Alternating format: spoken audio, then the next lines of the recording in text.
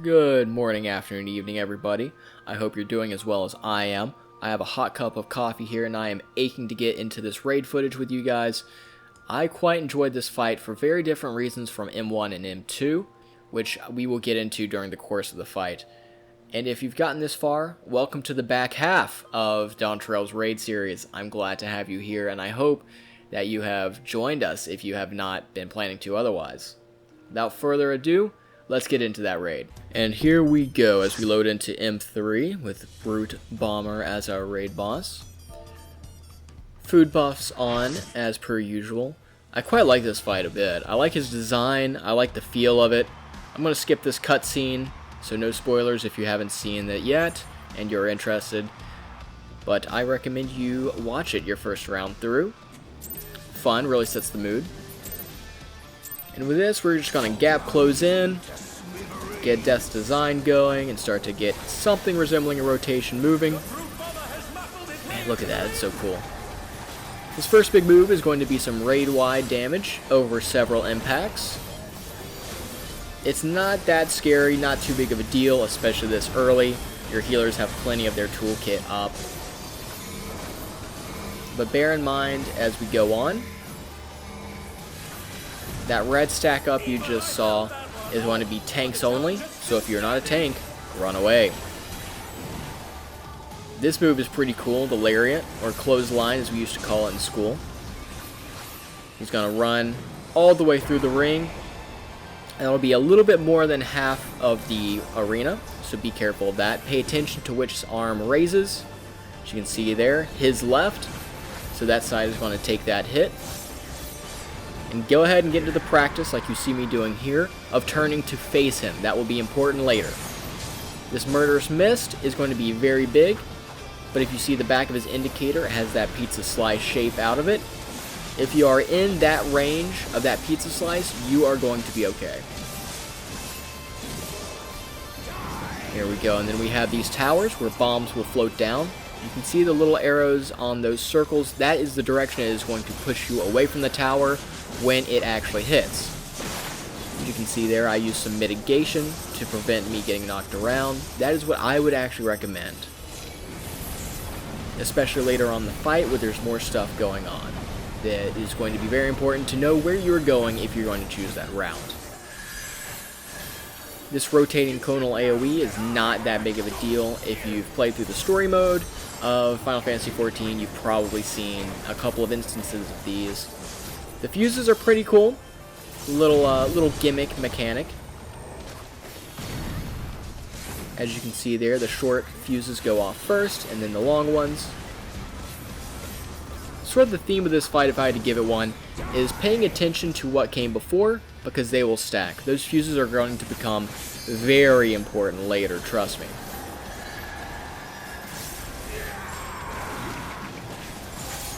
Pretty shortly here, we're going to start to see those stacking mechanics as we get into his second phase in just a little bit. Until then, we're just going to keep doing damage. And here it is. This guy's going to hit the sauce. He's going to roid out and rage out. I respect the grind, but come on, man. You're in a tested federation. That's not cool. He doesn't care, though. He's going to smack the referee. Poor guy. He's just doing his job.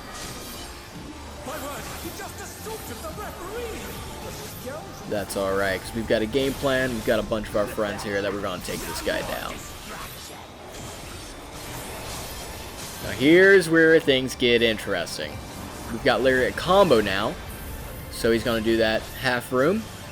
But pay attention to him, because he's going to come back the other way.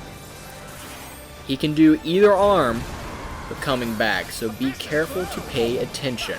It's very easy to get caught out. Now, instead of a tank stack up, we've got everybody stacked. Pretty easy, just pay attention. Have some more raid-wide damage coming out. Again, as you can see on the health bars, it's not that scary. At least it isn't yet. It can get a little frenetic towards the end. But that's kind of the fun. It's a ramping fight. It ramps up and gets crazier as you go, without any kind of crazy gut punch of a mechanic coming out, which I can appreciate. I'm going to go ahead and end my Enshroud with a Communio. And here's where it gets interesting. We're going to have that rotating AoE before, but we're going to have a circle in the middle, and then donuts going out in AoEs. Pay attention to the circles and you'll be fine. Then we'll have these black circles of death. Keep running around, keep moving, pay attention, and you'll be alright. And he'll go immediately into a Lariat combo here. And I think you guys are getting to see what I meant by a rampant fight.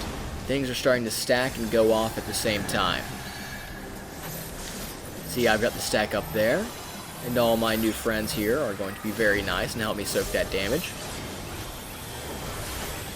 Damage in this fight, if you are a melee DPS player like I am, isn't that bad. It really isn't. I only a couple of times, especially on that stack up we just saw, used my shield. It's really not that scary. If you are a ranged DPS, like we've got a couple of bards in here, you can see that they take a fair bit more damage, as is usual with our ranged DPS friends. So watch out for them. And if you are one of our ranged DPS friends, watch out for yourself as well. Don't let yourself get caught out, like I almost did there. I wasn't paying enough attention, but it all worked out in the end. We're going to have another brutal impact coming through. There you go, you can see a little bit more damage coming out now from that, a little bit more sustained damage. And a tank stack, so run away from the red in pointing arrows.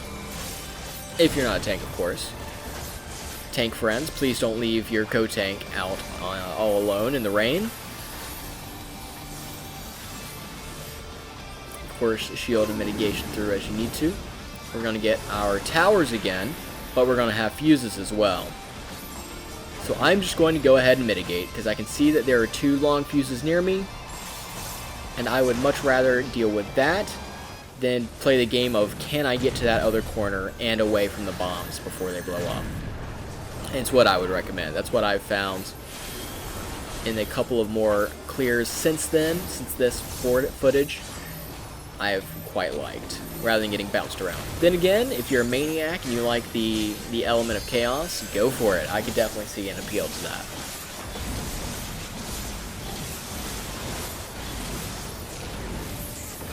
See several people getting a bit low. Another tank stack. If you're paying attention, it definitely is coming out a lot faster, these casts, these moves that he's casting.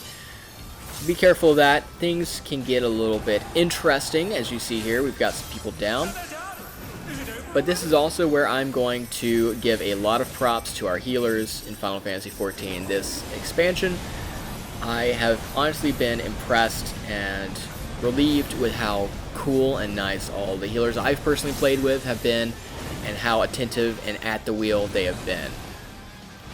All the reses, all the heals, all the AoE heals have been just absolutely awesome. This raid series, and this expansion in general, I've been very, very fond of pretty much every healer I've played with. I'll stack up here. See there, we are mostly through the fight at this point. So at this point, it is just a matter of making sure you keep up your damage output, keep an eye on what mechanics are coming out. At this point, this is where, if things are getting a little bit interesting,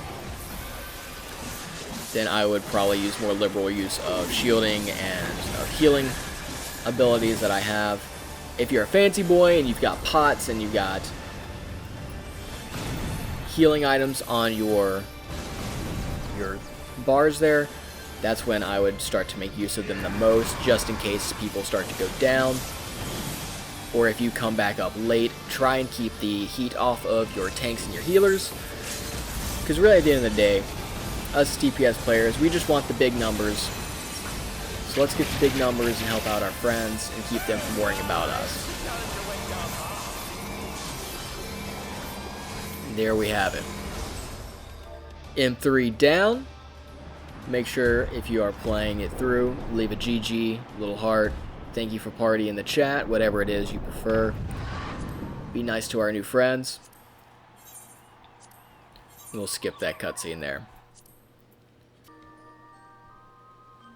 And there we are. We are 3/4 of the way now. We are deep into the second half of the raids in Dawntrail. I quite enjoyed this fight. Like I said, this is a breath of fresh air. It's a little bit of a relief, a little bit of a pressure valve from the more mechanically heavy and interesting fights in M1 and M2 respectively. But as well, it's really, really cool to have that more classic, you see something, it's going to come back, but it's going to be way worse. You know, so you kind of get prepared beforehand for everything that you're going to see.